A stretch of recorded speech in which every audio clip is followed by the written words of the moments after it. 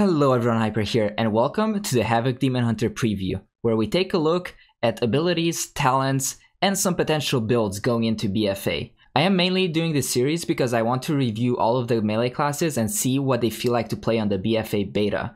And this is mostly because I want to choose a main alt going into the next expansion, and if I'm testing them myself, I might as well let you guys know what I found through testing, and maybe if you're struggling with choosing an alt or even perhaps choosing your main, you'll get some ideas about what the class plays like. Some of the classes I will be reviewing, I do have extensive experience playing them, such as the DK, the Rogue, and the Monk, but some other classes I haven't played in Legion, or maybe I haven't played them in a long time, so keep that in mind when I'm going through these. For classes which I am less knowledgeable about, I try to look things up and talk to other people who do know these classes, and also do testing myself to get a good impression of the class. First of all, let's take a quick look at all the abilities that were lost on the Demon Hunter going from Legion to Battle for Azeroth. So obviously we lost Fury of the Illidari, which was our artifact ability, and it became a core part of the Havoc AoE. The second thing that we lost is the legendary Helm. And if you played Demon Hunter on Legion, you probably know that this was a core part of the demonic build, where you wanted to keep as much demonic uptime as possible, and obviously you did that through pressing I-Beam, and especially on AoE, you got such a huge CDR on your I-Beam that you were just able to spam it out and have insane demonic uptime. Some talents that we lost was Bloodlet, which just buffed our throw glaives, Chaos Blades, which was a 2-minute damage cooldown, which I'm actually quite surprised to see gone, because it was quite a nice ability in Legion. Then we also lost Demon Reborn, which reset the CD on I-Beam, Chaos Nova, and Blur whenever you pressed meta. We also lost Chaos Cleave, which just made our Chaos Strike cleave for 10% of its damage. And we lost Prepared, but Prepared talent was baked into Momentum and just added as a secondary part of Momentum. Some major changes to the class and how it plays. Chaos Strike was changed to have a 40% chance to refund Fury whenever you press it, rather than it relying on crit, which overall I think it's a pretty good change. Then the second thing that was a very major change is I-Beam. So Demon Hunters were complaining that I-Beam is such an iconic ability, but when you get to single target, you just don't press it because it doesn't do enough damage. Blizzard's response to this was to buff I-Beam against primary targets by 100%, and they also changed its cooldown to 30 seconds and changed its cost to 30 Fury. With the loss of the talents mentioned above, we do have new talents coming in BFA, one of which is Immolation Aura, and this is a secondary Fury generator and AoE cooldown. It is on a baseline 30-second CD, however it does scale with haste, so the more haste you have, the shorter the cooldown on it will be. We also got a talent which gives us CDR on our Metamorphosis, and this is Cycle of Hatred. Whenever your Chaos Strike refunds Fury, it will also reduce the cooldown of meta by 3 seconds. Also in this row, we gain Dark Slash, and this is a very exciting addition to the Demon Hunter toolkit, because it gives you an 8-second burst window every 20 seconds. What this ability does is that it increases the damage of your Chaos Strikes by 40% while it's active. In the second row, we got a talent called Insatiable Hunger, which gives us bonus Fury generation whenever we press Demon's Bite. Overall, this talent is pretty boring, but it does smooth out our Fury generation quite a bit. Then in the level 102 row, we got a talent called Trail of Ruin.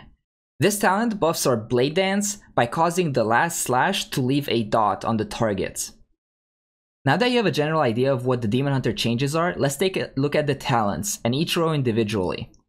The theme of the first row is Fury generation, and this is a really nice change. For example, Blind Fury here makes our I-Beam generate 35 Fury every second, and its duration is increased by 50%. So great AoE talent, as well as single target talent. Which means that even if you press this ability at its lowest possible Fury, which is 30, you will still be over capping.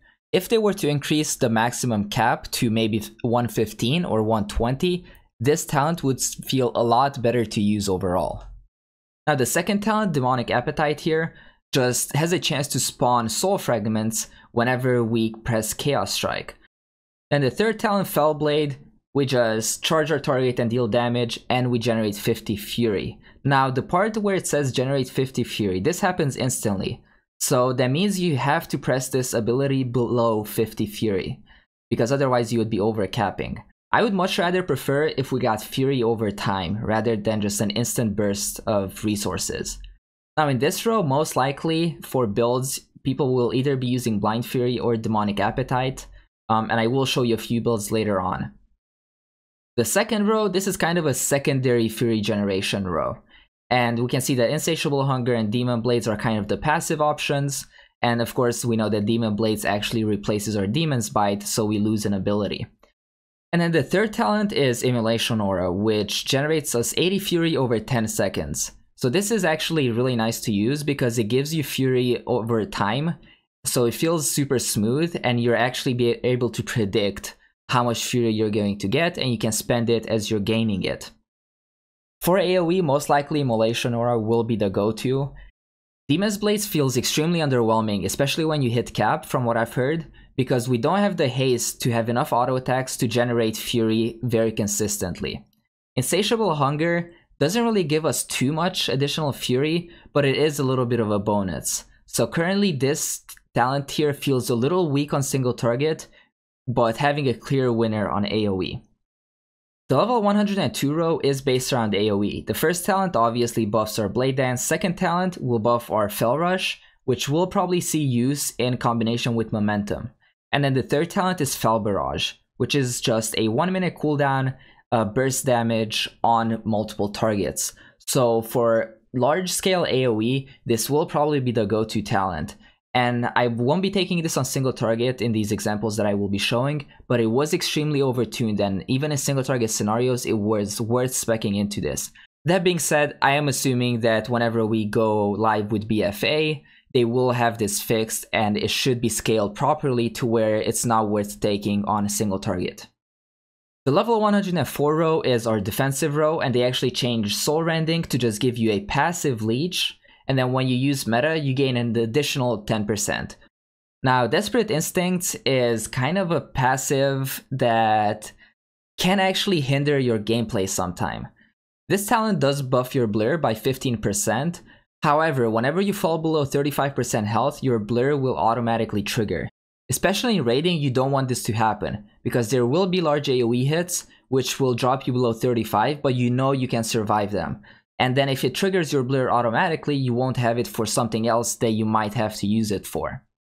Now, Netherwalk remains pretty much unchanged, and it's just a movement speed boost, and it also makes us immune to damage. However, we're still unable to attack, and it lasts 5 seconds. The level 106 row is based around giving us burst windows.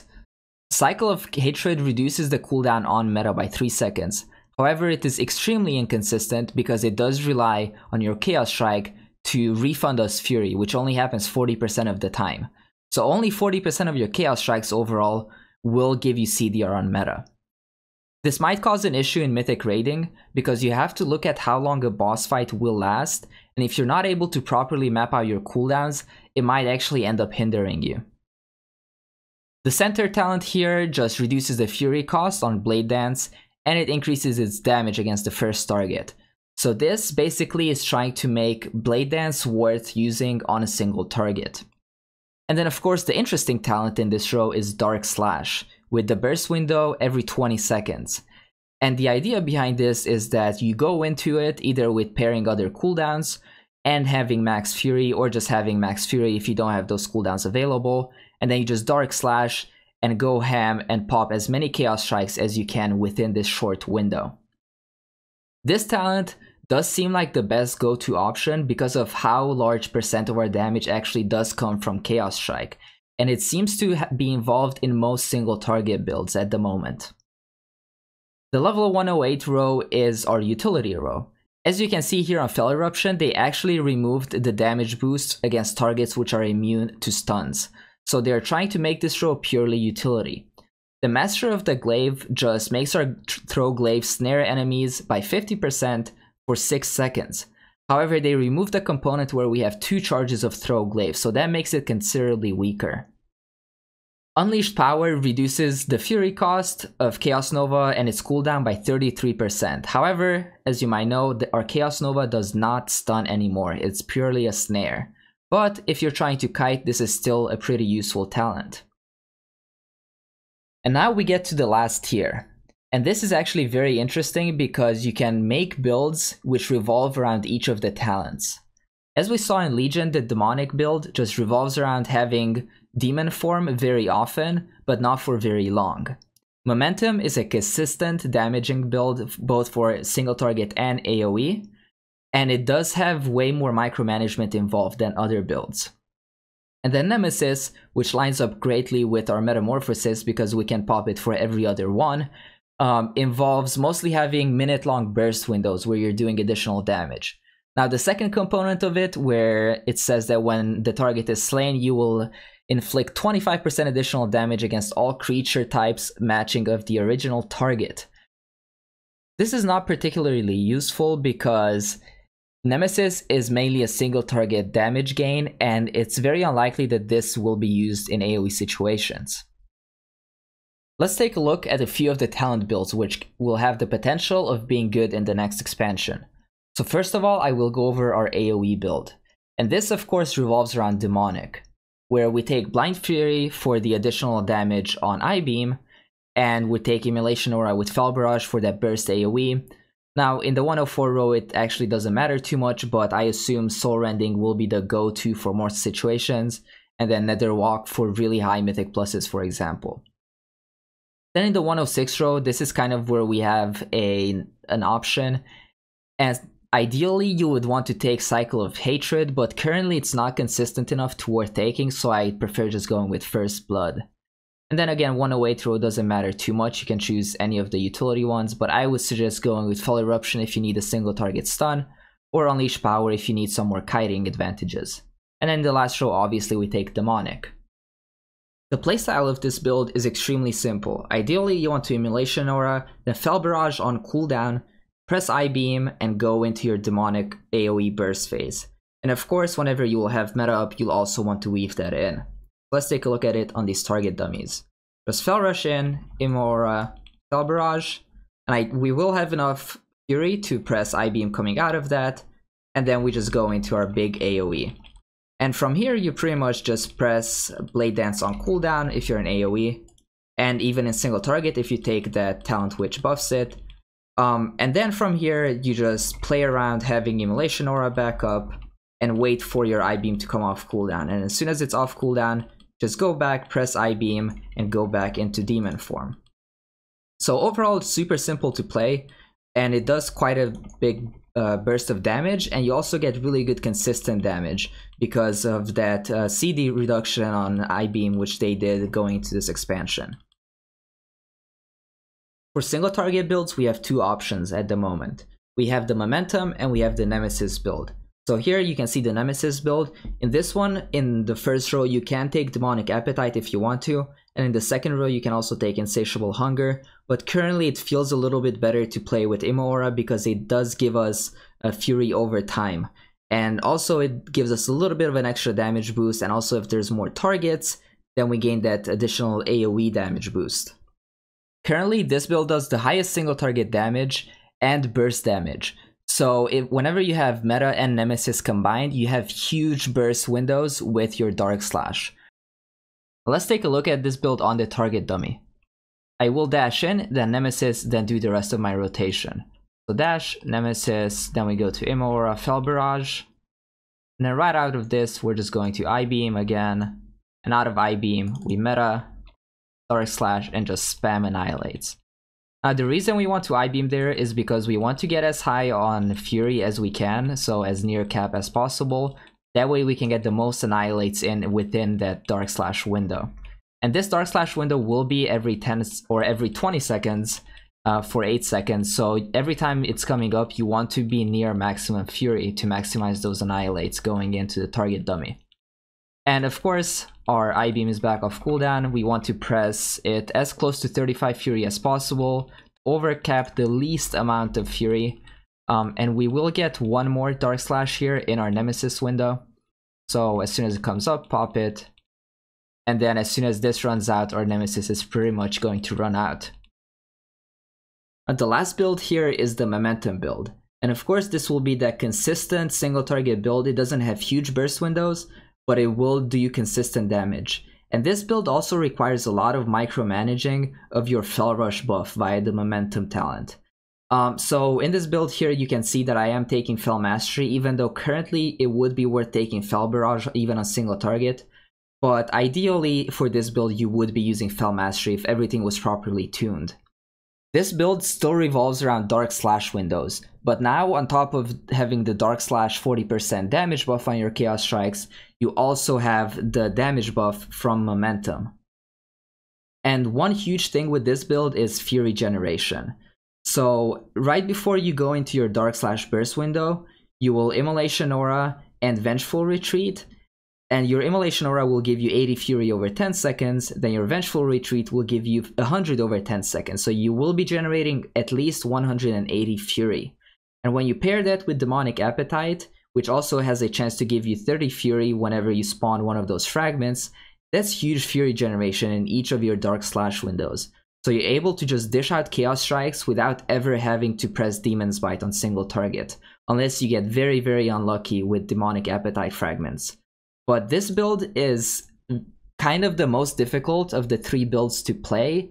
However, it does reward you because it does consistent damage and you're not relying on cooldowns to put out a big amount of damage.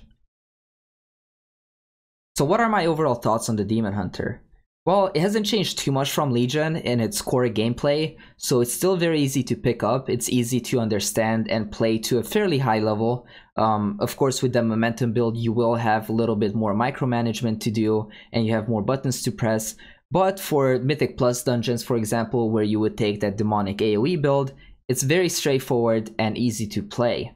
Our overall survivability hasn't changed too much from Legion. We are a little bit more squishy than we were, but we still have a lot of great tools to use to mitigate that fact. As far as gameplay goes, I feel like it's pretty fluid. It feels like if you don't opt in for those rotationally changing talents like Dark Slash or the Momentum build, it can feel a little bit bland to play it because essentially you only have 3 buttons which you just press on cooldown. But other than that, I think this is a very good class to have as an alt character. One huge thing I consider whenever I'm choosing an alt, especially going into BFA, is the other specializations on it. As we know, Demon Hunters only have 2, Havoc and Vengeance. This means that if Havoc is undertuned, there's no other DPS specs on it which I can turn to put out more competitive damage in raids. But this fact is kind of being offset on the Demon Hunter, at least for me, with the Vengeance spec, because it does show great promise in Mythic Plus, and it does seem like it will be one of the top tanks for Mythic Plus. And if you follow my channel, you know that I like tanking Mythic Pluses, and this is a huge consideration for me. This means that on one hand, this class might fall behind in raiding if it ends up being slightly undertuned, but on the other hand, its off-spec is really good for Mythic Plus. As it stands right now from the classes I've tested, Demon Hunter is definitely one of the few specs which I'm actually leaning towards to choose as an alt going to next expansion.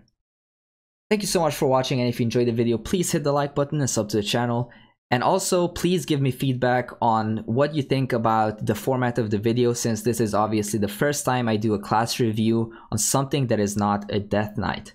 Again, thanks for watching, and I'll see you on the next one.